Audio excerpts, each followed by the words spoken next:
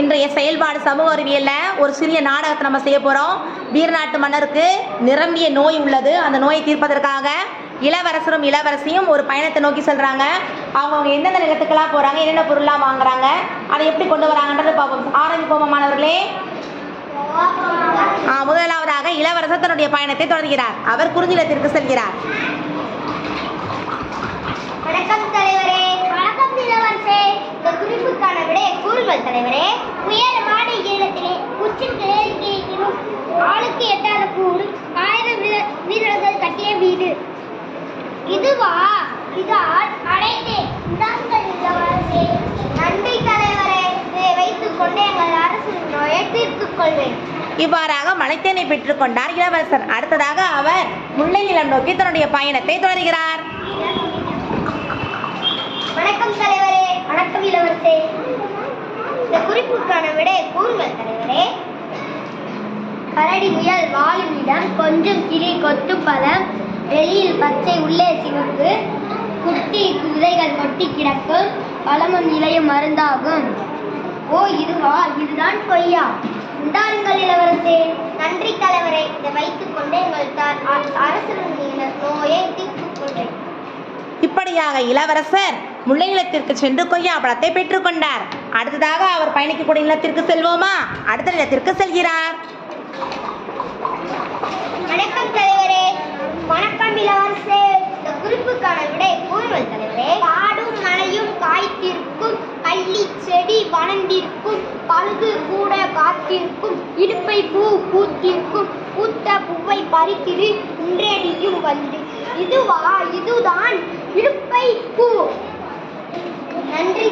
நன்றி தலைவரை. இதை வைத்துக் கொண்டு எங்கள் அரசின் நோயை தீர்த்துக் கொள்வேன். இவ்வாறாக இளவரசர் 3 இடங்கள் குறிஞ்சி, முல்லை, பாலை போன்ற 3 இடங்களுக்கு சென்று தங்களுக்கு தேவையான பொருட்களை பெற்று மீண்டும் தன் நாட்டிற்காக சென்றார். அடுத்ததாக இப்பொழுது இளவரசியின் பயணம். இளவரசி தன்னுடைய தந்தைக்காக பயணத்தை மேற்கொள்ள இருக்கிறார். வாருங்கள் இளவரசி, நீங்கள் உங்கள் பயணத்தை தொடருங்கள்.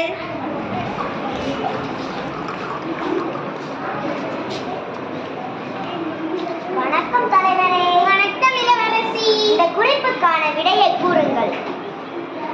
நாரை நிற்கும் மயலருகே, எருமை குளிக்கும் குளத்தினிலே, பூத்திருக்கும் குவளையை வாடாமல் எடுத்து வா. ஓ இதுவா? இதுதான் குவளைப்பூ. இந்தாருங்கள் இளவரசி. நன்றி தலைவரை. இதை வைத்து எங்கள் அரசர் நோயை தீர்த்துக் கொள்வேன். அதனை பெற்றுக்கொண்ட இளவரசி அடுத்ததாக ஒரு நிலத்திற்கு வருகிறார். பாலை நிலத்திற்கு வருகிறார். இங்கு என்ன உள்ளது என்று பார்ப்போமே.